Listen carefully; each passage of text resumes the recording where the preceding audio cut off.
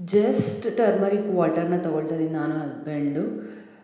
ತುಂಬಾ ಕ್ಯೂರ್ ಆಗುತ್ತೆ. So morning ವ್ಯೂನ ಮುಗಿಸ್ಕೊಂಡು ಸನ್ಸ್ಕ್ರೀನ್ ಅಪ್ಲೈ ಮಾಡಿದ್ದೀನಿ ಆ್ಯಸ್ ಯೂಶ್ವಲ್. ಏನೋ ಅವಳೆಲ್ಲ ಪೆನ್ಸಿಲಲ್ಲಿ ಬರೆದಿದ್ರು ಅಳಿಸು ಅಂತ ಹೇಳ್ತಾ ಇದ್ದೀನಿ. ಸೊ ಅವಳು ಗೀಚೋದ್ರಲ್ಲಿದ್ದಾಳೆ, ಪೆನ್ಸಿಲ್ ಕೊಟ್ಟರೆ ವಾಪಸ್ ಕೊಡಲ್ಲ. ಸೊ ಪೆನ್ಸಿಲ್ ಕಿತ್ಕೊಂಡು ಎರೇಸರ್ ಕೊಟ್ಟರೆ ಅವಳು ನನ್ನ ಜೊತೆ ಇಸ್ಕೊಂಡು ಎರೇಸ್ ಮಾಡ್ತಿದ್ದಾಳೆ. ಸೊ ತುಂಬಾ ಗೀಚ್ತಾನೆ ಇರ್ತಾರೆ ಎಷ್ಟೇ ಕ್ಲೀನ್ ಮಾಡಿದ್ರು. ಸೊ ಸೋಪಲ್ಲೂ ಕೂಡ ವಾಶ್ ಮಾಡಿದ್ರೆ ಕ್ಲೀನ್ ಆಗಿರುತ್ತೆ. ಸೊ ರಿಚ್ ಗಾರ್ಡ್ ಚಟ್ನಿ ಎಲ್ಲರಿಗೂ ತುಂಬ ಇಷ್ಟ ಆಗುತ್ತೆ, ಯಾಕಂದರೆ ಜಾಸ್ತಿನೇ ಬರುತ್ತೆ ಉದ್ದಕ್ಕೆ.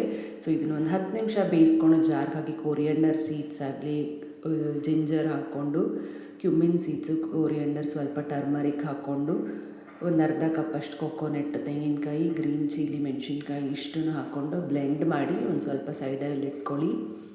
ಹಾಗೆಯೇ ಒಗ್ಗರಣೆಗೆ ಟೆಂಪರಿಂಗ್ಗೆ ಇಷ್ಟು ನಾರ್ಮಲಿ ಸಾಸಿವೆ, ಉದ್ದಿನಬೇಳೆ, ಕಡಲೆಬೇಳೆ, ಮೆಣಸಿನ್ಕಾಯಿ, ಕರಿಬೇವು ಹಾಕಿ ಇದ್ರ ಮೇಲೆ ಚಟ್ನಿ ಮೇಲೆ ಸರ್ವ್ ಮಾಡಿಕೊಟ್ರೆ ಎಲ್ಲದಕ್ಕೂ ಇಡ್ಲಿ, ದೋಸೆ, ಚಟ್ನಿ, ಚಪಾತಿಗೂ ತುಂಬಾ ಟೇಸ್ಟಿಯಾಗಿರುತ್ತೆ. Try it once. Thank you for watching. Subscribe.